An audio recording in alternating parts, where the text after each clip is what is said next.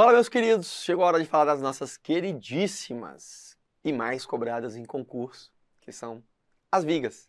Essas temos os limites de projeto e também dimensionamento. Nessa aula a gente vai falar sobre os limites que guiam ou as diretrizes para o projeto. A viga, diferente de pilares e lajes, ela pode ser também cobrado o seu dimensionamento, né?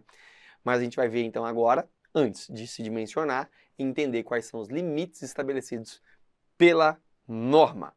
Vamos começar com a seção transversal.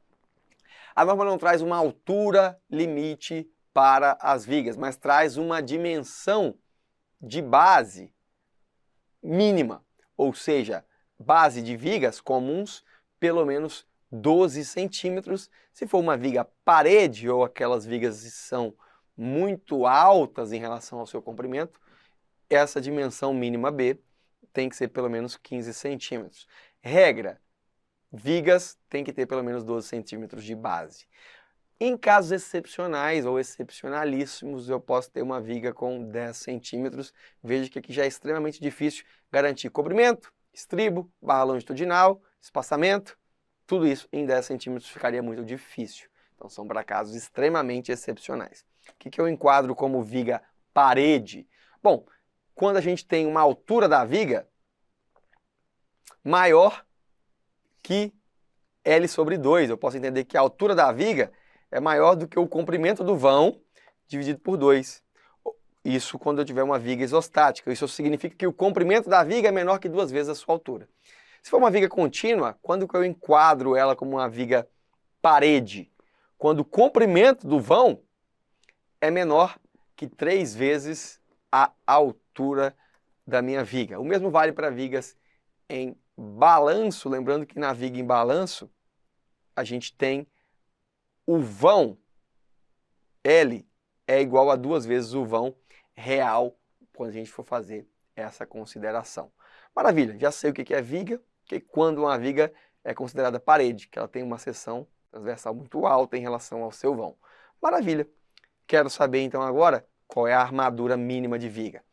Da mesma forma que o AS mínimo de lajes, o AS mínimo da viga é 0,15% da área de concreto.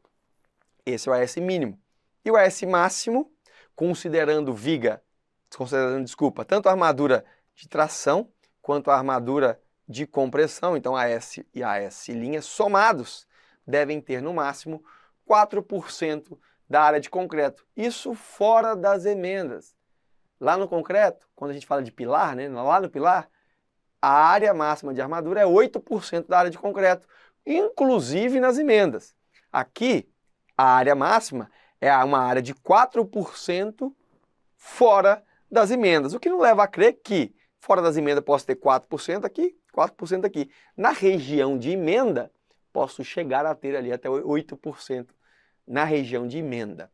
Pensando, a norma não traz isso, mas se permite 4% fora da emenda, quero emendar 2 trechos com 4%, posso chegar aqui na emenda a ter até 8% da área de concreto, mas 8% da área de concreto na região de emenda é para pilar. Aqui a norma fala 4% é o limite máximo fora das emendas, como eu faço questão de mencionar. Estribos, armadura de estribo, no mínimo 5 milímetros, mesma coisa, a laje, 5 milímetros, pelo menos, aliás, desculpa, os estribos nos pilares, 5 milímetros, pelo menos. E qual é o diâmetro máximo do estribo? B sobre 10, ou seja, 1/10 da menor dimensão ali, da base, né, na verdade, da nossa viga. Temos o que? O espaçamento e temos uma bitola e temos a área mínima de estribo. Essa área mínima, da mesma forma que eu tenho uma área mínima, um AS mínimo para a barra longitudinal, eu tenho uma armadura transversal mínima também, uma área de estribo mínima. Só que é uma expressão que eu até coloquei aqui de lado, muito dificilmente você vai ter que dimensionar armadura mínima, de estribo. O que a maioria das questões vai trazer é bitola do estribo no mínimo 5 milímetros, no máximo base sobre 10. Mas vamos um pouco além. Quando a gente tem vigas com mais de 60 centímetros, então não é maior ou igual, é maior. Quando a viga tem mais de 60 centímetros de altura, então até 60 não precisa de armadura de pele. A costela, eu posso ter armadura de pele, mas eu não preciso, só preciso quando ela tem mais, ou seja, 61, 60,5. Daí para cima eu preciso colocar armadura de pele obrigatoriamente. Isso faz o quê? Essa armadura na lateral, ela combate a fissuração, limita, claro, a abertura de fissuras, já ajuda no combate à fissuração, e pode ser feito em aço CA50 ou aço CA60. O que a gente tem que se observar é uma taxa mínima. Então eu tenho uma viga com mais de 60 centímetros, preciso usar armadura de pele. Qual é a área de armadura de pele? 10%, 0,10% da área da alma. 0,10% da área da alma. Isso só para armadura de pele. Então, armadura longitudinal, 0,15% da área de concreto, mínimo. Armadura de pele, 0,10% da área de concreto da alma. Ah, se for uma seção retangular, a área da alma é a mesma área da seção de concreto. Tá ok? E no máximo 5 centímetros quadrados por metro. Lembrando que isso é em cada face. Uma baita pegadinha. Qual que é a área mínima de armadura de pele? 0,10% da área da alma.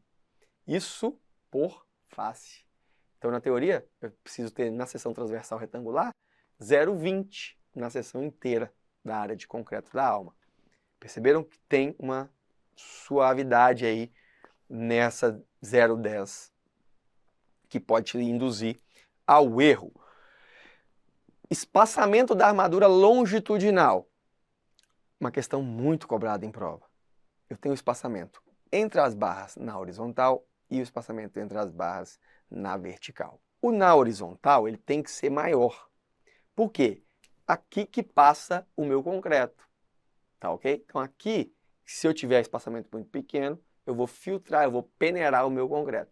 Então aqui eu preciso ter espaçamentos maiores na horizontal. E na vertical, geralmente eu tenho 1, 2 camadas de aço, até 3 no máximo. Então assim, o usual, né?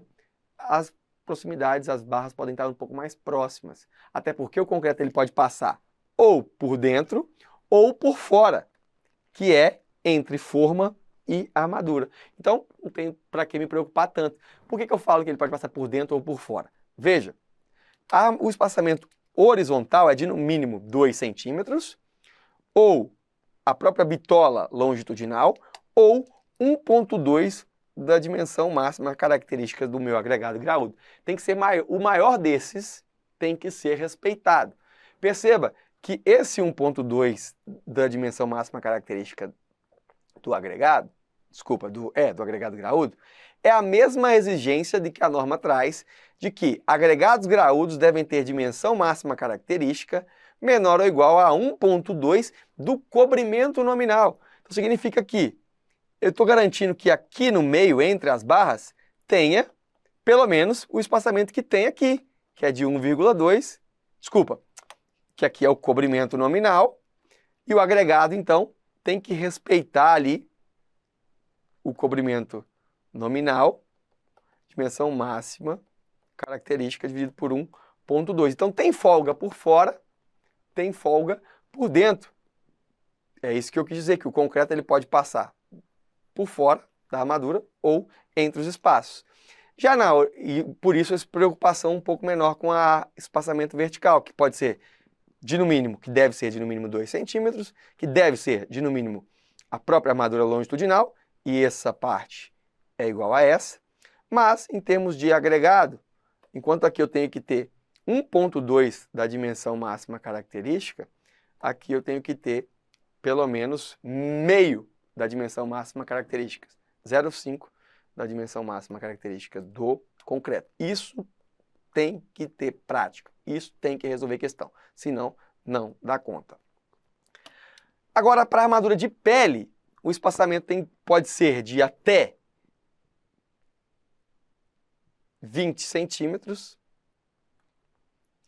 e diâmetro sobre 3. Esse espaçamento da nossa armadura tem que ser Agora, isso aqui me pegou, mas aparentemente a armadura de pele ela tem que estar mais espaçada, 20 centímetros.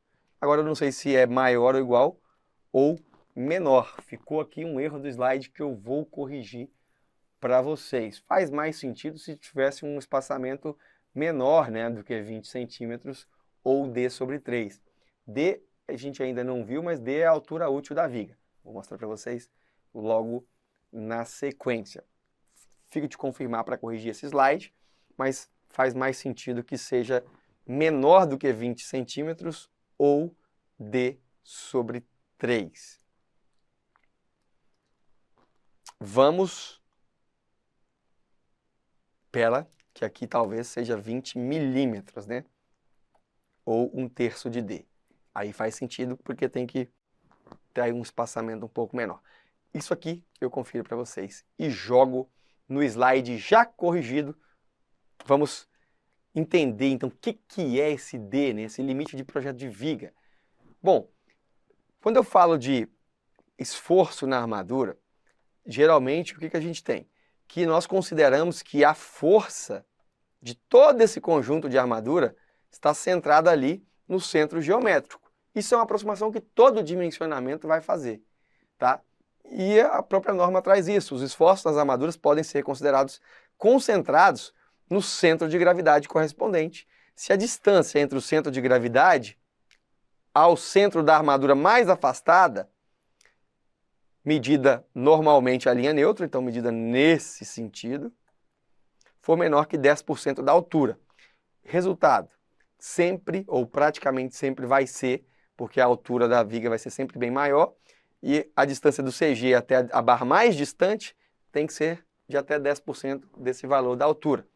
Outra observação importante, a armadura de pele, a armadura lateral, ela pode ser considerada no cálculo dos esforços resistentes, desde que elas estejam ancoradas e emendadas. Significa falar que essa armadura, dependendo da posição que ela está aqui, ó, ela pode entrar no cálculo, digamos que a linha neutra esteja aqui, essa e essa podem ajudar na resistência à tração, desde que essas daqui, que são de pele, não estejam simplesmente posicionadas ali do lado. Elas têm que estar ancoradas e ou emendadas, se for o caso. Agora, o que é altura, altura útil? Gente, no dimensionamento, nós temos a altura da viga e a altura útil D, que é exatamente a altura, a distância entre o centro de gravidade, ou centro geométrico, do conjunto de barras e a fibra mais comprimida do concreto. Então, isso aqui para nós é o nosso D. E o que sobra é o nosso D', que geralmente as questões vão nos dar ali o valor de D', né, que é a distância da borda até o centro da nossa figura, para que nós calculemos a altura útil, que é a altura de fato utilizada no dimensionamento das seções de concreto armado das nossas queridas vigas. Uma observação importante, nós temos vigas do tipo T. O que é uma viga seção T?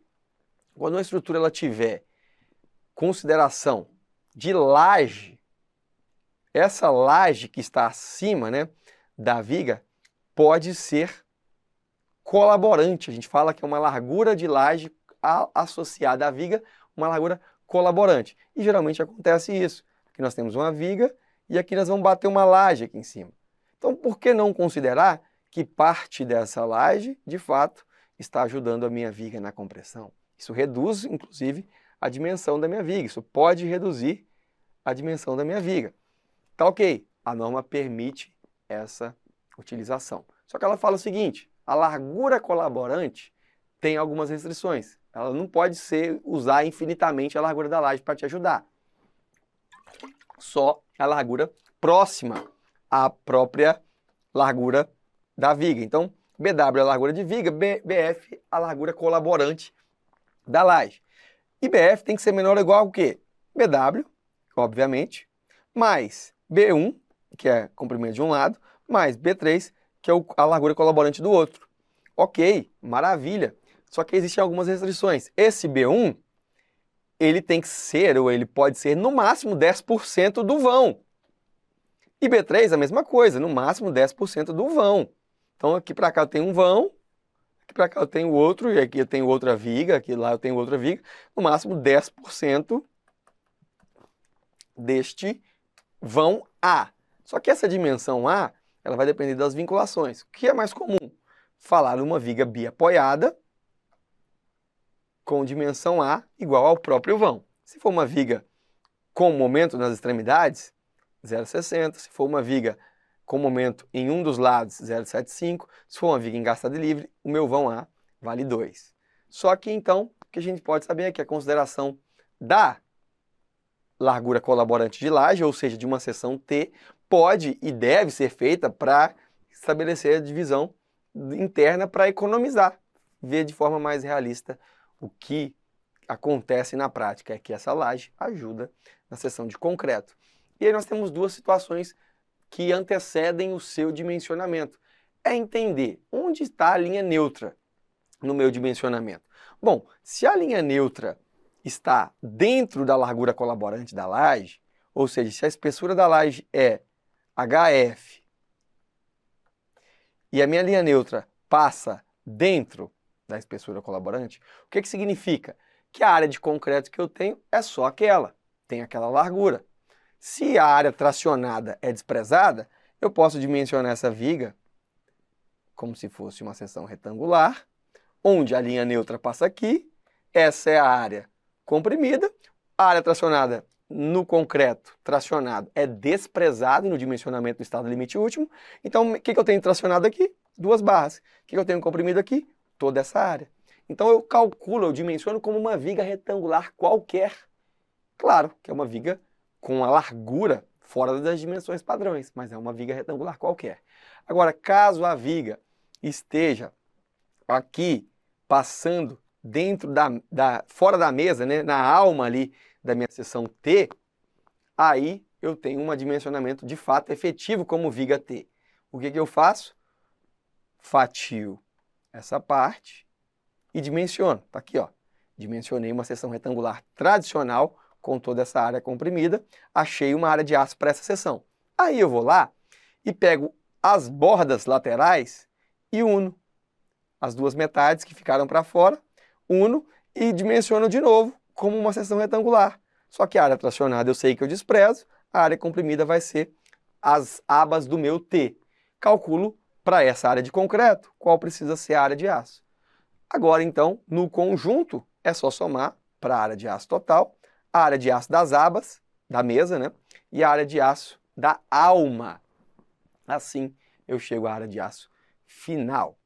Vamos para o detalhamento das vigas. Muitas vezes as questões vão pedir para interpretar a leitura das pranchas. E aqui nós temos basicamente esse desenho, que é a forma com que os nossos projetos de vigas, projetos estruturais, vão ser entregues. Aqui tem uma representação um pouco mais ilustrada, e aqui a mesma representação, um pouquinho mais ilustrada e comentada. Então, essa daqui eu vou mostrar para vocês. Tipo 3, é o pavimento tipo 3. Que viga é essa? É a viga 15, com uma escala representada de 1 para 50. Veja que a gente tem os tramos ali da viga, o local onde estão os pilares, né, inclusive cotados, a cota, inclusive, dos trechos de viga, a seção que essa viga tem, 15 por 40 aqui, 15 por 40 aqui, 15 por 40 aqui, então ela tem uma seção que não varia.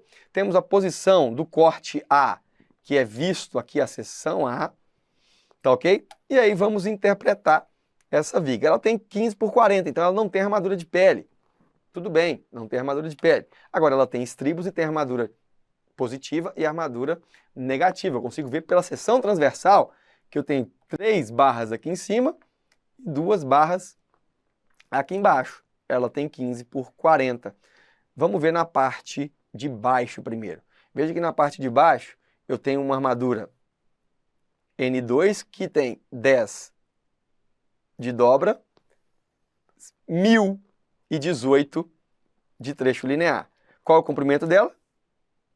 Total 10,26. Está dando até um comprimento estranho, né? Que já deveria ser 1028, mas aqui o comprimento dela total está 1026. Então aqui o que eu vou ter? 2 barras na posição N2, com a bitola de 10, comprimento total de 1026 centímetros, que é o que eu vejo aqui, 2 barras, camada única, porque só tem 2 barras, uma em cada canto. Lá na armadura superior, eu tenho a barra N3 e a barra N4. N3 e N4, ao longo de toda a viga também. As duas têm bitola 12,5 e comprimento muito semelhantes. Uma tem 1049, outra tem 1042. Por quê? Bom, foi a forma que o cara projetou. Essa na primeira camada, 2 dela, então percebe, 2 N4 na primeira camada, tá aqui, ó, essa e essa, no cantinho aqui da seção transversal, e uma barra N3 na segunda camada, tá aqui, ó, separadinha, amarrada junto ao meu estribo. Faltou a N1, que são, na verdade, N1, tá aqui o corte dela, é o estribo, nosso querido estribo. E esses estribos, eles são, nessa viga, são utilizados 49 estribos com bitola de 5 e comprimento de 97 centímetros. Dentre os trechos onde vai estribo, olha, aqui eu tenho 8 N1 com espaçamento a cada 12, aqui eu tenho 19, olha o trecho, 19 estribos com espaçamento de 21, 7 estribos com espaçamento de 16 e 15 estribos com espaçamento de 21. Essa é uma leitura, gente, que muita gente se forma e não sabe. Quero que você aprenda, se torne um especialista em leitura de projeto? Não, quero que você resolva questões e é isso. Esse exemplo traduz grande parte do que a gente vai ver nas questões. Tá ok? Agora é hora de marretar, resolver bastante questão para acertar na hora da prova. Valeu, um abraço e até a próxima.